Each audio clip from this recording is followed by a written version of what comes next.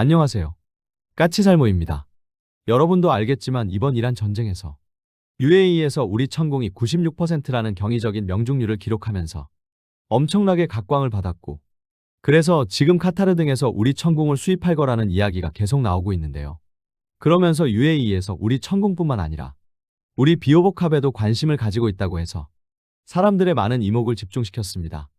그러나 문제는 비오복합은 우리나라에서도 생산이 중단된 지 10년 이상 된 무기이고, 그래서 저를 비롯한 전문가들은 UAE가 비오복합을 원한다는 건 비오복합을 수입해가겠다는 이야기가 아니라 비오복합을 파병해달라는 이야기라고 이야기했고, 실제로 국내에서도 비오복합 세대인가 4대를 파병할 거라는 이야기도 있었습니다. 그런데 이번에 또다시 비오복합 이야기가 나왔는데요. 문제는 이번에 나온 이야기는 확실하게 비오복합의 파병이 아닌 수출 이야기였습니다. 그래서 이게 어떻게 된 건지 오늘은 그 이야기를 해볼까 하는데요. 그 전에 앞서서 이번에 KF-21의 캐노피 제작 업체가 가격을 올려달라고 행포를 부려서 문제가 되고 있다는 소식이 나왔는데요. 그래서 이 이야기부터 해볼까 합니다. 아마 많은 분들이 이미 이 소식을 접하셨을 것입니다. 이번에 나온 소식에 따르면 우리는 지금 미국 업체로부터 KF-21의 캐노피를 공급받는데, 미국 업체에서 공급 가격을 2배에서 3배를 올려주고 심지어는 생산 시설 투자까지 요구해왔다는 이야기인데요. 솔직히 말하겠습니다. 저는 그 소식을 듣고 누가 언론 플레이를 하는가부터 생각을 하게 되었습니다. 이게 무슨 말이냐면요. 여러분은 요즘 가짜 뉴스가 많다는 건 다들 잘 아실 것입니다. 그렇기 때문에 요즘은 뉴스에 나왔다고 해서 그 기사를 그대로 믿어서는 안 됩니다. 그 기사가 실체가 있는지부터 따져봐야 하는데요. 당연히 저도 이 기사의 실체를 따져봤고, 이 기사는 오직 KBS에서만 올라온 단독 보도입니다. 그럼 그 출처는 어디이냐라고 했을 때 그 기사에서 국회 국방위 강대식 의원의 인터뷰가 나오는데요. 제가 보기에는 그래서 그 기사의 출처는 강대식 의원으로 보입니다. 그럼 이게 사실이냐라고 했을 때 솔직히 말하면 이게 사실인지 아닌지는 중요하지 않습니다. 왜냐하면 우리는 어차피 캐노피를 국산화해야 합니다. 아니 솔직히 원래 제가 알기로는 KF-21 블록2부터는 국산 캐노피가 적용되는 걸로 알고 있었는데, 이런 이야기가 나와서 이런 뉴스를 내보내서 언론 플레이를 하는 이유 자체가 오히려 궁금했습니다. 아마 제가 보기에는 예산 편성을 위한 언론 플레이라고 보이는데요.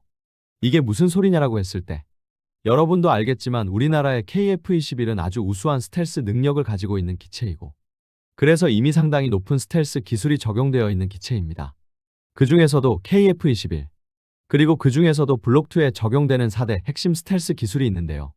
그게 무엇이냐면 레이더 흡수 도료인 RAM, 그리고 레이더 흡수 구조제인 RAS, 그리고 전투기의 레이더돔의 특정 주파수에 전파만이 투과되게 만드는 주파수 선택적 투과 기술인 FSS이고, 마지막으로 스텔스 캐노피입니다.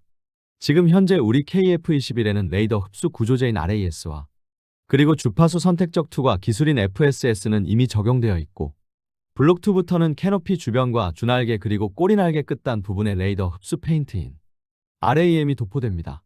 그런데 전투기에 있어서 엔진의 공기 흡입구나 수직 꼬리날개의 끝단보다도 더 많은 전파를 반사하는 게 바로 각종 장비들이 탑재되어 있는 조종석입니다.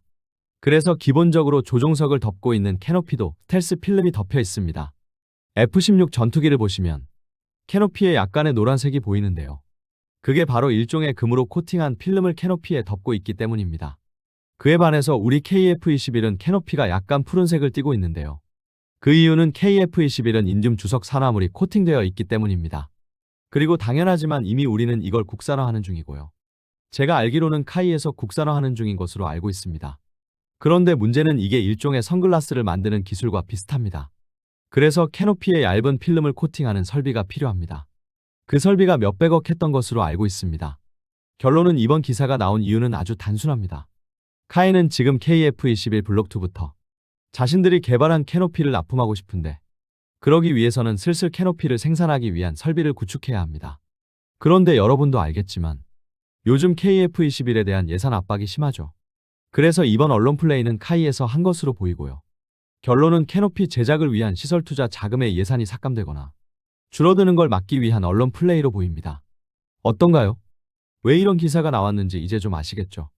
결론은 우리는 이미 KF-21의 캐노피를 국산화할 계획이고, 그리고 이미 카이에서 국산 캐노피를 개발 중입니다. 그런데 요즘 KF-21에 대한 예산 압박이 심하니 관련 예산이 삭감될 걸 우려한 카이 측에서 국회의원을 활용해서 언론 플레이를 하고 있는 것입니다. 그래서 기사는 기사 그대로 믿을 게 아니라 그 기사가 내포하고 있는 진짜 의도를 파악하는 것도 상당히 중요합니다. 그럼 이런 이야기는 여기까지 하고 다시 비호복합 이야기를 해볼까 하는데요.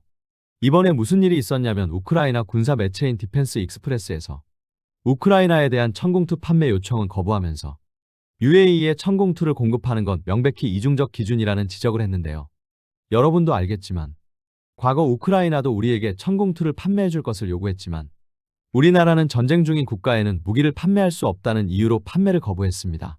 그런데 여러분도 알겠지만 우리나라는 UAE의 요청에 의해서 천공투의 추가 공급을 긴급하게 해주고 있고 심지어는 카타르와 쿠웨이트에 대한 천공투 판매 계약을 추진하는 건 이중적 잣대라는 거죠.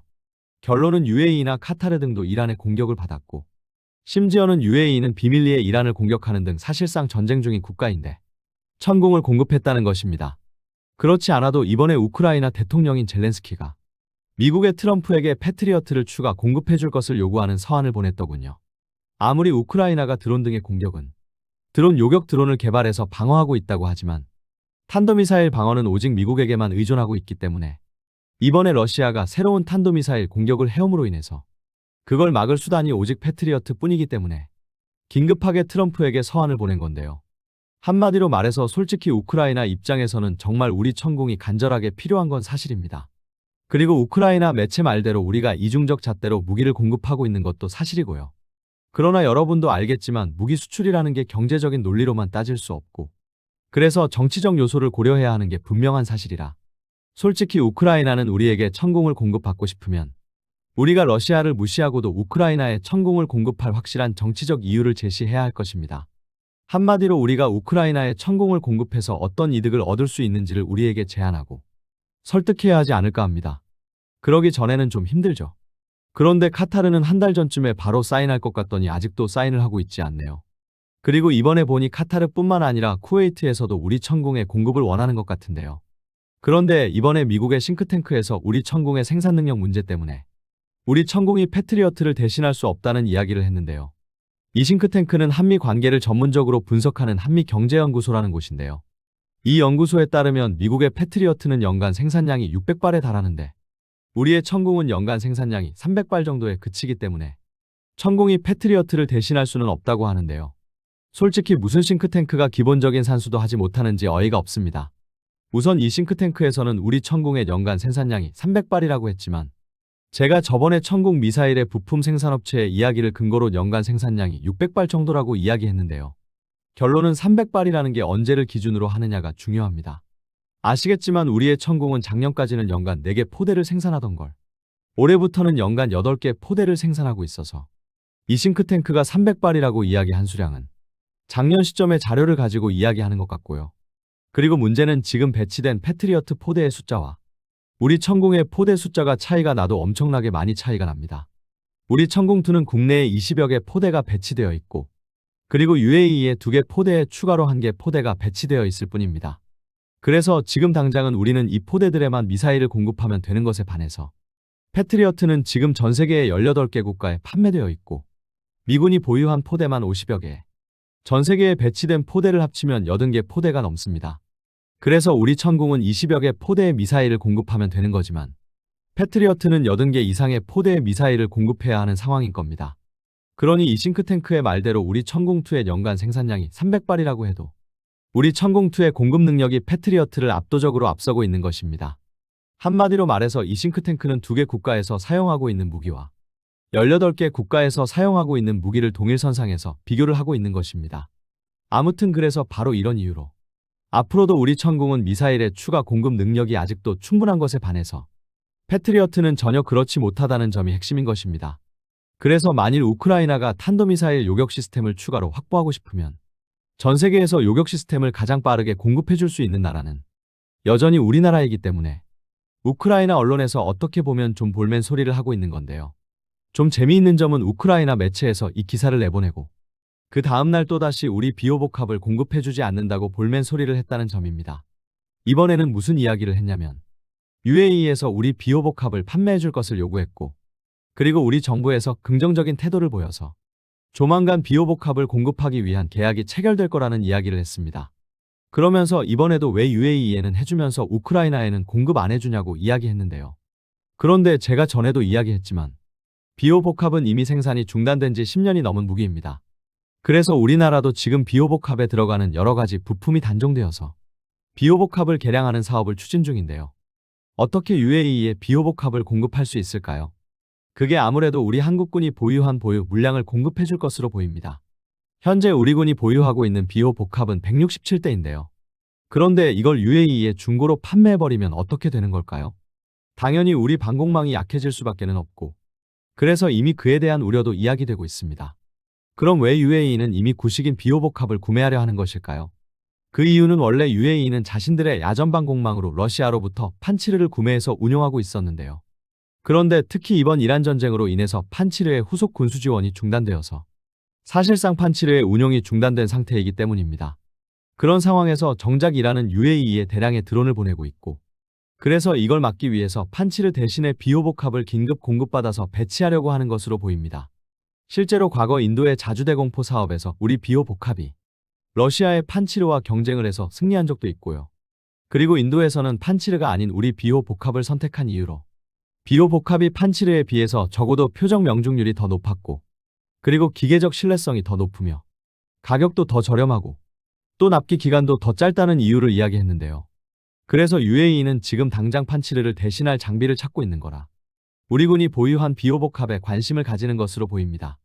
그러나 그렇다고 해도 좀 납득이 안 되었던 건 제가 알기로는 지금 BO2의 개발이 막바지에 이르고 있는데 왜 하필 BO2가 아닌 비오복합이냐는 것입니다. 그래서 솔직히 이 문제를 알아보기 전까지는 저는 당연히 우크라이나 매체가 BO2의 개발 사실을 모르고 BO2를 잘못 알고 비오복합을 이야기하는 줄 알았습니다. 한마디로 말해서 우크라이나 매체가 BO2와 비오복합을 구분하지 못하고 이야기한 것으로 생각을 한 것입니다. 그런데 제가 알아본 바로도 UAE에서 원하는 건 BO2가 아닌 비오복합이 맞는 것 같습니다. 그럼 왜 UAE는 BO2가 아닌 비오복합을 원하느냐라고 했을 때 그게 BO2는 기본적으로 사우디를 위해서 개발 중이기 때문에 사우디에 우선 공급해야 하고, 그리고 아직 시스템이 완전히 완성된 게 아니기 때문에 바로 당장은 공급받을 수 없기 때문으로 보이고요. 그래서 우선은 우리 군에서 운용하던 비오복합을 도입하고 BO2는 나중에 도입하려고 하는 것으로 보입니다. 그럼 우리 군은 왜 여전히 우리 군에서 운용하고 있는 비오복합을 중고로 UAE에 넘기려고 하는 것일까요? 그 이유는 제가 지금 계속 이야기하고 있는 BO2와 연관이 높습니다. 이게 무슨 말이냐라고 했을 때 여러분도 BO2가 뭔지는 다들 잘 아시죠? BO2는 한화에서 사우디에 제안했던 대공포인데요. 타이곤 장갑차에 30mm 기관포를 올리고 여기에 한화가 개발한 미사일을 탑재한 시스템입니다. 그런데 분명 저는 얼마 전까지도 아직 BO2가 개발 중이지 않으며 사우디의 차륜형 장갑차 도입 사업과 연계되어서 사우디가 자신들의 차륜형 장갑차로 한화의 타이곤을 선택을 하면 개발될 시스템이라고 이야기했는데요. 그런데 정말 짜증나는 건 사우디는 항상 무기 수입을 하는데 너무 비밀리에 한다는 점입니다. 그래서 항상 사우디의 무기 도입은 너무 정보가 없습니다. 사우디의 차륜형 장갑차 도입 사업은 BO2 등 각종 계열 차량을 포함한 600대 이상의 차륜형 장갑차를 도입하는 사업이고, 그리고 이 사업에는 최종적으로 우리 하나와 중국 회사만 남아서 경합을 벌이고 있고 조만간 결정될 거라고 제가 몇 달 전에 이야기했는데요. 그런데 요즘 방산업계에서 나오는 정황상 증거로 봐서는 사우디는 차륜형 장갑차 사업의 사업자를 결정한 것 같고 우리 하나를 선택한 것 같습니다. 정말 답답한 게 이 사업의 사업 규모가 20조 원이 넘는 사업이라고 하는데 사우디는 이런 대규모 사업도 지금 비밀리에 추진 중인 겁니다. 아무튼 그래서 사우디는 우리 타이곤 장갑차를 도입하기로 한 것 같고, 그리고 언제부터인지는 모르겠지만 BO2도 이미 오래전부터 실제로 개발되고 있는 것 같습니다. 웃기는 게 우리는 언제 사우디가 차륜형 장갑차 사업자를 정하고 BO2를 개발할 것인가 목을 빼고 기다리고 있었는데 전혀 엉뚱한 곳에서 이미 BO2가 개발되고 있다는 사실을 확신시켜주는 소식이 나왔습니다. 그게 어디냐면 바로 인도입니다. 여러분도 알겠지만 과거 인도는 자주대공포 사업을 했었고 그 사업에서 러시아의 판치르와 우리 비오복합이 경쟁을 해서 우리 비오복합이 승리했지만 러시아 측에서 이의제기를 해서 사업이 중단되었는데요. 그런데 이번에 인도에서 이 사업을 다시 시작한다고 하는데요. 이 사업의 유력 후보로 비오복합이 아니고 BO2가 올라와 있습니다. 한마디로 말해서 인도는 지금은 비오복합은 생산이 단종되었고 BO2가 조만간 개발 완료될 것 같으니까 BO2를 도입하려고 하는 것으로 보이는데요. 이게 또 웃기는 게 우리 군에서 UAE의 요청에 의해서 우리 군대에서 운용하던 비호복합을 수출하려는 것과도 연관이 있습니다. 이게 무슨 말이냐면 실은 BO2를 우리 군대에서도 관심을 가지고 있습니다.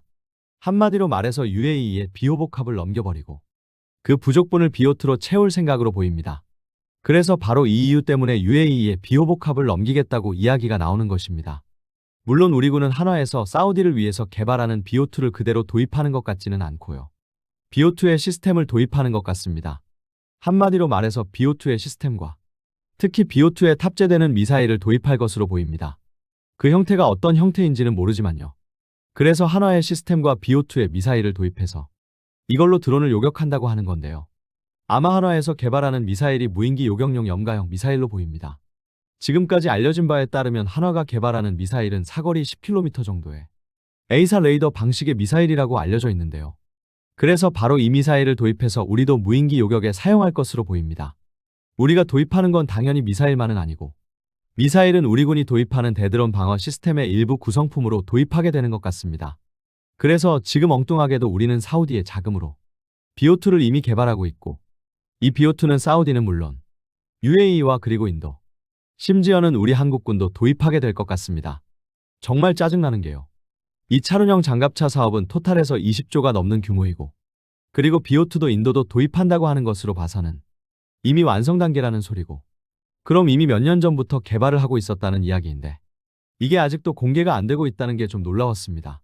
한마디로 말해서 사우디는 수십조짜리 무기 구매 사업을 비밀리에 진행하고 있었던 겁니다. 제가 얼마 전에 한화에서 사우디를 위해서 50kW급 레이저를 내년까지 완료하는 걸 목표로 개발하고 있다고 이야기했는데요. 그 사업도 이 사업의 일부 같습니다. 솔직히 지금 시점에서는 사우디의 차륜형 장갑차 사업의 최종 규모와 그리고 사우디가 요구하는 파생형이 어느 선까지인지 짐작도 안 되는데요. 보니까 사우디는 지금 이 차륜형 장갑차 사업을 통해서 한화에게 드론 대응의 토탈 솔루션을 요구하고 있는 것으로 보이고 거기에는 대공포와 미사일 그리고 레이저와 안티드론 시스템이 모두 포함된 시스템으로 보입니다. 그래서 차륜형 장갑차 사업을 떠나서 토탈 솔루션의 안티드론 시스템만 해도 엄청난 규모로 개발 중인 것으로 보이고요. 그리고 그 시스템을 인도와 UAE, 그리고 우리나라도 도입하려 하고 있는 것으로 보입니다. 그래서 우리에게는 어떻게 보면 더 이상 비호복합 같은 건 필요 없어지는 것입니다. 역시 이번에도 돈의 힘은 대단한 것 같고요. 모든 나라들이 원하던 드론 대응 토탈 솔루션을 우리는 사우디 덕에 개발을 하고 있는 것이고 이런 드론 대응 토탈 솔루션은 지금 전 세계에서 거의 미국만 개발하고 있는 거라 어마어마한 규모라고 보이고요. 당연히 이런 시스템은 미국만 개발하고 있기 때문에 우리가 미국 다음이 되는 것이고 그래서 정말 여러 나라들이 이 시스템을 도입하려 할 것입니다. 오죽했으면 우리나라에서까지 이 시스템을 바로 도입한다고 나서는 실정이니 두말할 필요도 없을 것 같네요. 한마디로 말해서 천공 다음으로 우리 방공무기의 새로운 수출 효자 상품이 사우디 덕에 만들어지고 있는 것으로 보입니다. 그러나 정말 사우디는 제 입장에서는 짜증이 납니다. 사우디는 무기를 구매할 때 항상 비밀로 하기 때문에 실제로 사우디가 우리에게서 어떤 무기를 구매하는지를 알기 위해서는 항상 작은 퍼즐 조각을 맞추는 형태라 항상 정보를 얻는 것도 힘들고 그걸 맞추는 것도 항상 힘드네요. 아무튼 어찌되었든 우리나라도 사우디 덕에 레이저부터 미사일 그리고 대공포까지 포함된 드론 대응 토탈 솔루션을 어쩌다 보니 가지게 된 건데요. 그래서 이 점은 정말 사우디가 고맙기는 하네요. 아마 이 드론 대응 시스템의 구성은 앞으로 더 확장되리라 봅니다. 어떤가요, 여러분? 미사일부터 레이저까지 포함된 대드론 종합 대응 시스템이 마음에 드시나요? 저는 무척 마음에 듭니다. 이상 영상 봐주셔서 감사합니다.